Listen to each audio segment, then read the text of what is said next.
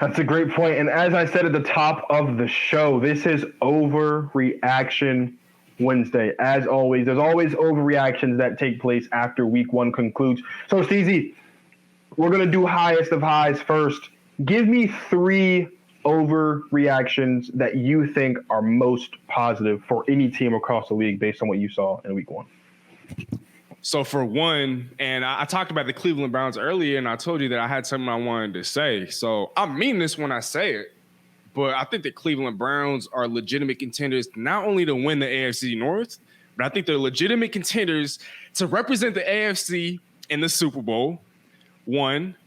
2, I hate to speak positively about this team, especially after the beatdown that they gave us on our home turf, but the LA freaking Rams are contenders, playoff contenders, not Super Bowl contenders. Let's not get those two things twisted. But the LA Rams are dark horse wild card contenders in the NFC. And 3, oh man, this is gonna pain me to say, but the Cowboys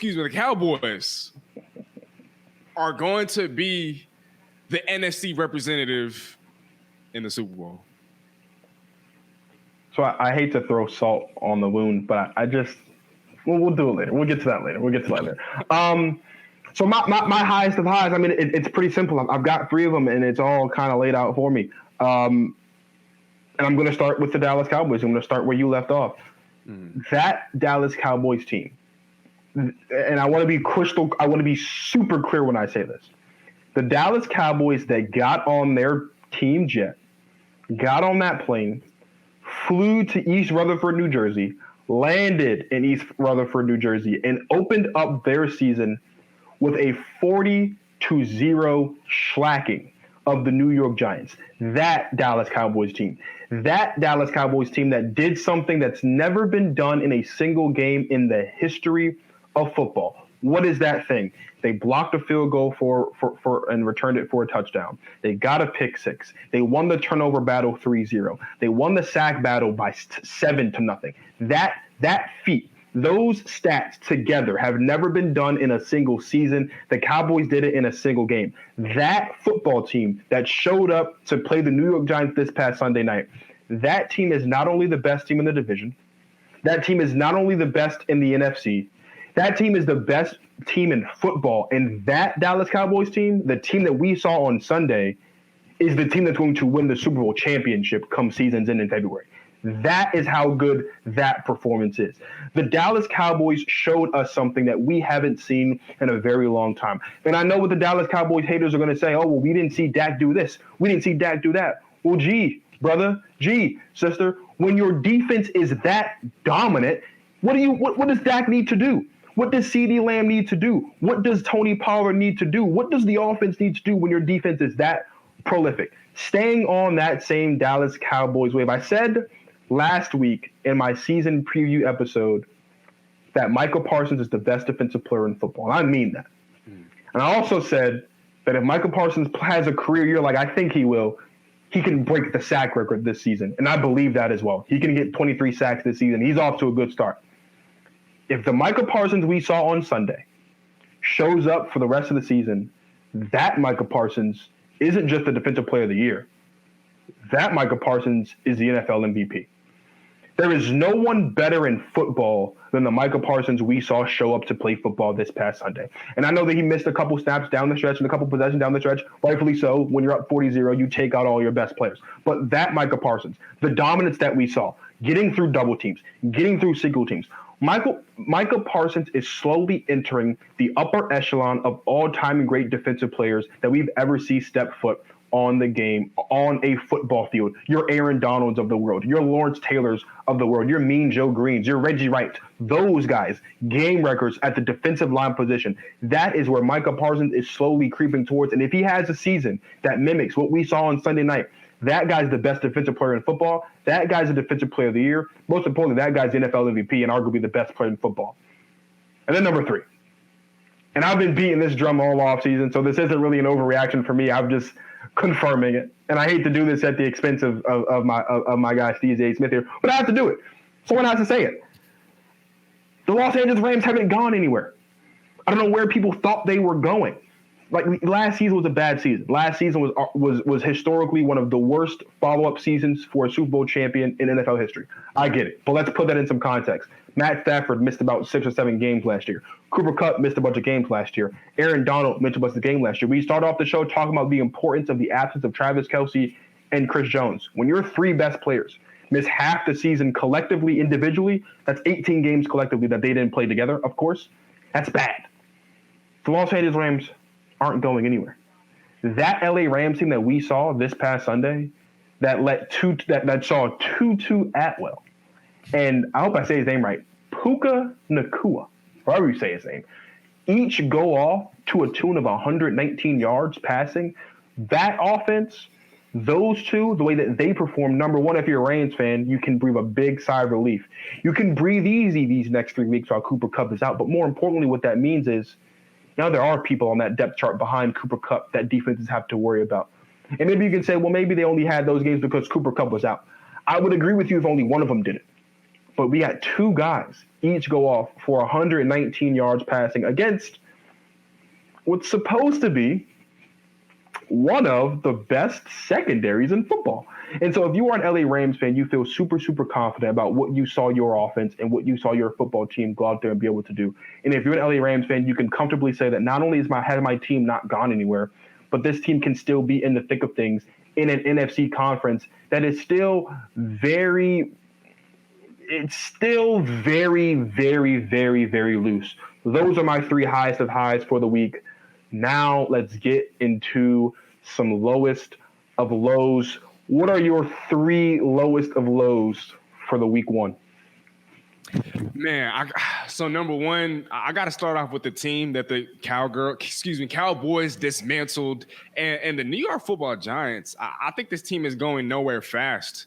I mean, I understand that they went 0-2 against the Cowboys last year, but to fall flat on your face at home, 40-0, that unacceptable, especially for a team coming off a playoff appearance. Danny Dimes just got paid. Saquon kind of got paid. You took a wide receiver in the 3rd round in a Jalen Hyatt. You thought you addressed your need for a number 1 pass catcher for Danny Dimes in a trade for Darren Waller. Defensively, you added some pieces. You traded a 7th round pick to get an Isaiah Simmons, who kind of balled out in the preseason. And so I think with the New York Football Giants, look, to me, I think this team finishes last in the NFC East. I truly do. I mean, I've been higher on the Commanders than other people, but this was a dismal performance all around. I don't know if Danny Dimes has regressed, but man, the New York Football Giants, I think tough times are going to be ahead for this football team. That's got to be one of my lows, or the lowest of my lows. My second low, Kirk Cousins and the Minnesota Vikings. Y'all couldn't beat a Baker Mayfield-led Tampa Bay Buccaneers team. And no disrespect to the Tampa Bay Buccaneers. They still have a nasty defense. They still have a top-tier duo out wide receiver in a Mike Evans and a Chris Godwin. There's still some weapons there, but Minnesota Vikings, y'all are coming off a season in which you guys went 13-4, won the NFC North, and this is how you guys come out in week 1 against Baker Mayfield? Again, there's a theme here, but I think the Minnesota Vikings, if they don't get things in control fast, they could finish last in their own division. We know what your Packers are now capable of. The Bears, I think they're still a team that could possibly ascend. You know, the talent is there. And then the Detroit Lions, I mean, no one's touching. I don't think right now, I think the NFC North is the Detroit Lions to lose. And so the Minnesota Vikings, they're also a team that's in danger of going from first to last. You know, every year before the season starts, you know, the people like us, guys in the media, we're always talking about which team is going to be the first, or which team out of this division or that division is going from last to first. Well, the Vikings, I think they're on the way to finishing from first to last, or going from first to last if they're not careful. I mean, they have all this talent, they have all these pieces, but last year their record was only 13-4 because of their record in 1-score games. Now they're off to a very rocky start. And so I don't know what's going on there. And then 3, Seahawks fans, if you're tuned in, you might want to cover your ears. But ever since Seattle left Germany last season, my Seattle Seahawks, if I'm not mistaken, are 3-7 or 3-8 in their last 11. And Dwayne, I know you saw this post on my Instagram the other day, and some people have actually gone up to me and they're like, how is a game from last year relevant to this year? I'll get to that in a little bit. But in the second half of the last 2 games that Seattle's played against the Rams and the 49ers, they have been outscored by an astonishing score of 48-6. 48-6 in the second half. And that's in stark contrast to what they've been able to do to their opponents in the first half of games, in which they've outscored the Niners and the Rams 30-23 in the first half. But then the second half, things have just imploded. And I'm saying all this to say that I hope that this doesn't become a pattern, but what if this is the start of my team just being exposed? Right? And so I'm not going to sit here and say that Seattle isn't going to make the playoffs. I'm not going to sit here and say that it's time to panic in Seattle. But again, and I hate that always has to get to this point because I'm not calling for the man's job, but you got to look at the head honcho, Pete Carroll.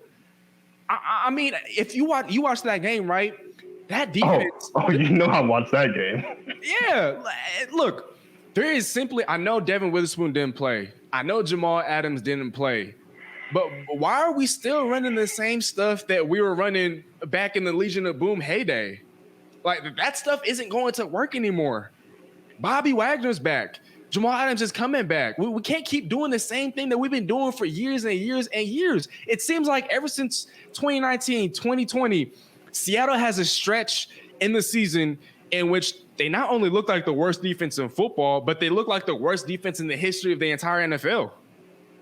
I don't even think that's crazy to say because last year and the year before that and the year before that, Seattle had a 3, 4, 5, 6 game stretch in which they were setting record numbers for futility. And so if Pete Carroll doesn't switch things up in a hurry, in a jiffy, if he isn't ready to let go of some of that pride, let go of some of that ego, man, my Seattle Seahawks could fall out of the playoff race in the NFC almost entirely. So we better get it fixed. Well, I'm glad you said it, so I don't have to, because the Seahawks are on one of my lowest to lows. I spent the entire offseason. The Seattle Seahawks are not a bad football team. I want to make this crystal clear. I do not think the Seahawks are a bad football team. What I do think is that there are a lot of Seahawks fans that come season's end are going to be heartbroken. For a couple reasons. Number one, because the Rams haven't gone anywhere. I don't know. They were hurt. I don't know where we thought they went, but they were hurt. But more importantly, Geno Smith. I'm not saying Geno Smith played bad on Sunday. I would say Geno Smith played okay. He could have been better, of course. But Geno Smith had one really good season. Here's the deal. The bar was not that high. And I'm not saying that to be disrespectful. I'm saying that because that is the reality of the situation. When you look at Geno Smith's career, the bar wasn't that high to usurp, to have a career season. Granted, his career season last season led them into the playoffs. But I spent all of last season and I spent all of the offseason trying to explain in the most clear, concise, and fair way possible that the absence of the Rams as threats in the NFC West is a big part of the reason why the Seattle Seahawks had the success they did last season. Taking nothing away from the Seahawks and what they were to accomplish, because they accomplished great things. Because a lot of people, including myself, expecting nothing from them post-Russell Wilson trade. Expected nothing.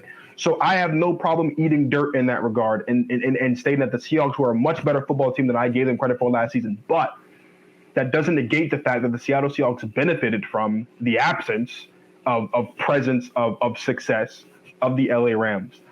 The road back to the playoffs for the Seahawks is not going to be that as easy as it was this season. And this past week against the Rams was just exhibit A of that because the Rams haven't gone anywhere. That's the first one. My second lowest of low, you mentioned it. The Minnesota Vikings were 11-0 last season in one-score games. And there were so many people who were convinced that this is the start of something new, that out with the old of Aaron Rodgers and the Green Bay Packers, in with the new of Justin Jefferson and the Minnesota Vikings. And I will give credit where credit is due, because Justin Jefferson went out there in that first half and proved that he truly is the best receiver in football. And what happened out the locker room?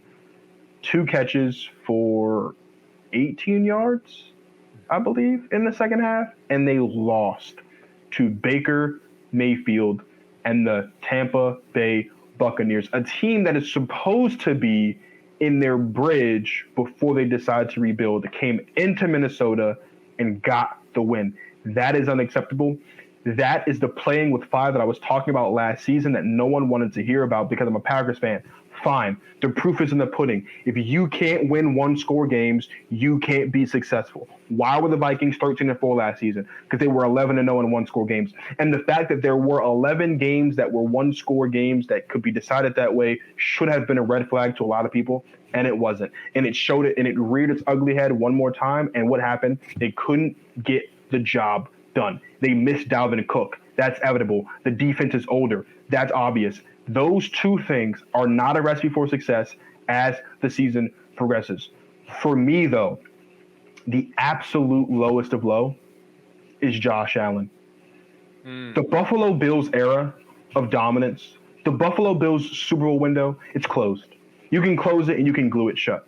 Josh Allen looked absolutely god-awful on Monday night. He looked ridiculous. He looked like he didn't belong on an NFL field. That is how bad he looked.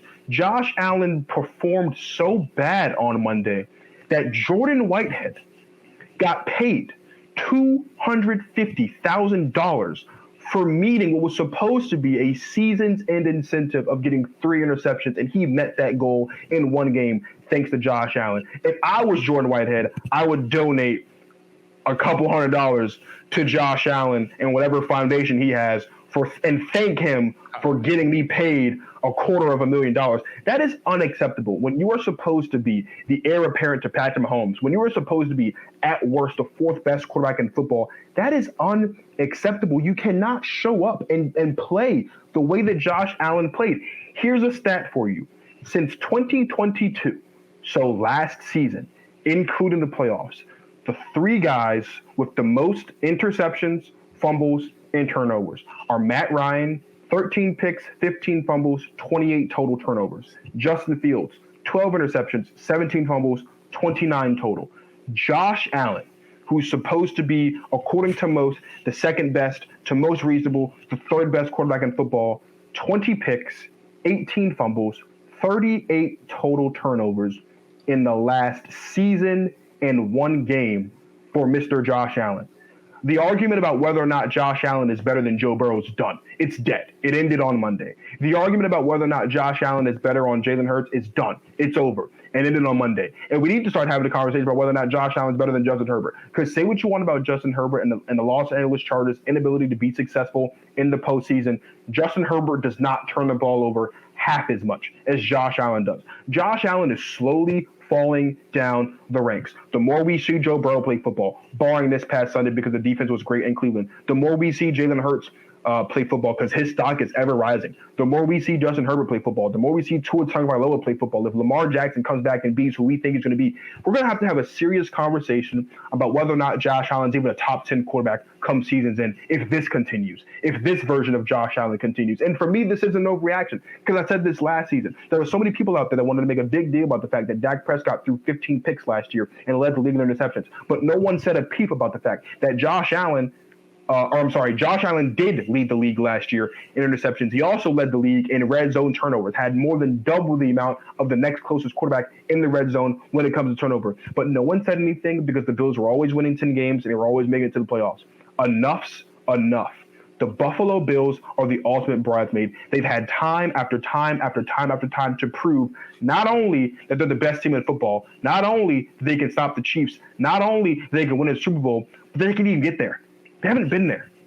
We watched the Buffalo Bills lose to the Kansas City Chiefs in the AFC Championship game, and they followed it up with the greatest playoff game of all time and a loss in the divisional round. We turned it around last season, and they lose again in the divisional round. This conference isn't getting any easier. This division isn't getting any easier. Now, they can kind of breathe easy because, unfortunately, Aaron Rodgers did pop his Achilles on Monday night, and so now we have to see what Zach Wilson and the New York Jets look like, and we can already know what that looks like anyway. But Josh Allen's stock as a quarterback is slowly coming down. And if we continue to see performances like Monday night, throwing multiple interceptions, and literally being the reason your team lost, that game shouldn't have gone overtime. The Jets should have been out of that game after Aaron Rodgers popped his Achilles. It should have been done. It should have been over with. But Josh Allen not only kept the Jets in the game, Josh Allen gave the Jets the game. And so I'm done. I don't want to hear about Josh Allen as an MVP. I don't want to hear Josh Allen as a top 3 quarterback. And I'm starting to not want to hear about Josh Allen as a top 5 quarterback. And if 7 weeks from now, when we get to the midway point of the season, and I take a look, and we all take a look at where the Buffalo Bills are at, and they're still struggling, and Josh Allen's still turning the football over, we're going to have a serious conversation about whether or not Josh Allen's top 10. And I mean that. I mean that wholeheartedly, because enough's enough. Josh Allen's the only quarterback in the NFL that's held on such a high regard that is not held to the standard that elite quarterbacks need to be held to. And if no one else is going to do it, I'm going to do it. We need to start taking a closer look at Josh Allen's status as an elite quarterback in this league. Because elite quarterbacks, when the lights are brightest, don't do what Josh Allen did this past Monday. And Josh Allen, for week 1, is the lowest, the absolute lowest of low for me. Man, that was powerful. Dwayne, I gotta ask, did you watch? Germ had posted a video, and shout out Germ, by the way, if you're tuned in or if you will tune in. Germ, give us a shot. Networks, my guys, my brother right there.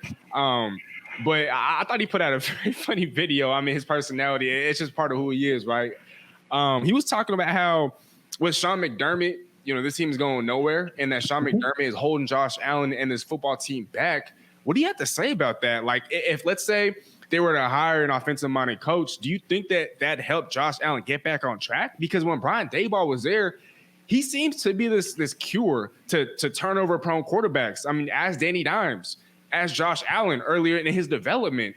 And then now that, this is his second season without Brian Daboll, it's starting to look like he might be going back to his turnover ways. And so do you think that if given another chance with an offensive-minded head coach, or let's just say they get rid of Sean McDermott, that Josh Allen can kind of get back on track? He can get back on track, but pay attention to the words we just used. Brian Daboll is the cure for turnover-prone quarterbacks. So what that lets me know is that there is a problem that Josh Allen has. Josh Allen's problem is he turns the football over. And in order for Josh Allen to not turn the football over, someone has to be on that coaching staff, either as the offensive coordinator or as the head coach, to ensure, whatever that looks like, that Josh Allen is not turning the football over. If we run down the list of elite quarterbacks in this league right now, how many times can we say collectively that group of quarterbacks has actually cost their team the game in the last 2 seasons? Pat Mahomes never done it. Joe Burrow's never done it. Jalen Hurts hasn't lost much of anything in the last 2 seasons, except for the Super Bowl, pretty much, and the playoff game against the Buccaneers. He hasn't really lost much of anything. What really has Trevor Lawrence, like this version of Trevor Lawrence, lost? Not a lot. They started off the season rough. They did start off rough. But how many times can we look at a game and say it's Trevor Lawrence's fault?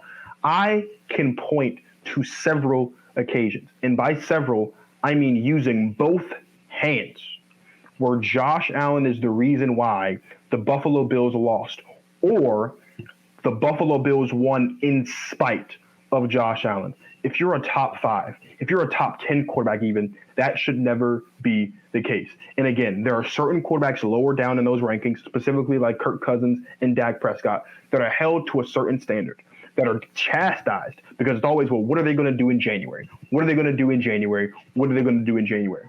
Forget about what they're going to do in January. Can we acknowledge the fact that Josh Allen has a turnover problem? And the only way for it to go away is if there's someone on the coaching staff to make it go away. That's an issue. The Buffalo Bills have consistently won games on several occasions in spite of Josh Allen. They've also lost a bunch of games because of Josh Allen. And this past Monday was the latest installment of the ladder. The Buffalo Bills losing because of Josh Allen. Because here's the deal. Zach Wilson did not play phenomenal football on Monday. Zach Wilson did not come out there and set the world on fire on Monday. Did he look better on Monday than the last time we saw him play football? Absolutely. He looked better. Looks like he's learned more. Does a lot of that have to do with the weapons, how the weapons have improved since the last time we saw him play football? Absolutely. The weapons have improved. But all of that to say this, there is still no reason why after a Hall of Fame quarterback in Aaron Rodgers, the clear best quarterback on the depth chart, Aaron Rodgers, goes down, and anybody tunes into that game or searches up the results of that game Tuesday morning or late in the middle of Monday night, and it says the Jets won. And I get it. The Jets won that game on a walk-off, punt return, touchdown in overtime. But the game wouldn't have been to overtime if Josh Allen didn't throw 3 interceptions. And that's my problem, is we consistently ignore the fact that the Bills oftentimes, look, Josh Allen is super talented. And he's the only quarterback in football that can stiff arm Aaron Donald. I got that. He's elite. He's super talented, physically gifted, a one-of-one specimen. He's probably proof that aliens exist. I got all that. But here's the thing. As high as Josh Allen's highs are, his lows are just equally as low. And we saw that on Monday. And if you as an organization have to go find someone to be on this coaching staff to make sure that Josh Allen isn't doing those things, I'm sorry. To me, what that means is Josh Allen's a quarterback who has these really great performances from time to time. But when the going gets tough, he's not one of those guys where that get tougher when the going gets tough. And that's my problem with Josh Allen. He can ball. He can play football. But do I want Josh Allen? Do I want the ball in Josh Allen's hands down the stretch of football games over the last year and a game, including the playoffs? The answer's been no. And that is the problem for me. And that, to me, means that we need to start reassessing whether or not Josh Allen is an elite quarterback in the National Football League. That, or whether or not he's overrated. You know, I've had a lot of people come up to me with the argument that Lamar Jackson is a better quarterback than a Josh Allen. And, you know, for time and time again, I've told people that, oh, no, it's Josh Allen, it's Josh Allen, it's Josh Allen. But now I'm starting to think that I might need to retract some of those statements. I mean, Lamar Jackson is unanimous MVP. Josh Allen doesn't. Lamar Jackson, I think, has a higher winning percentage in the regular season than a Josh Allen. And now I'm starting to sense Stephon Diggs and his frustrations with the Josh Allen. Because I'm not going to lie to you, when Stephon Diggs had that little, not even little, but all offseason, there was a lot of drama between Stephon Diggs and what his qualms were, you know, with the Buffalo Bills. I was confused. I was just like, yo, what is he tripping for? He's one of the highest paid receivers in football. He's constantly fed the football. But I think he just saw what we've been talking about a lot earlier than others. Or maybe he was able to realize it before everybody else, before the rest of the public has kind of caught on. And so he knows his quarterback better than you and I do. And so maybe he kind of came to that conclusion like, yo, yes, I'm going to be fed the ball. Yes, I'm going to be paid. But am I going to be winning Super Bowls with the gunslinger of a quarterback and a Josh Allen, you know, on this football team? I don't know. And now he's talked about how, you know, they've kind of resolved the issue or whatever was going on behind the scenes. But have they? How do we know that come the trade deadline this year, he's not going to want out? Or once the season's over and they implode yet again in the playoffs, that he's not going to want out?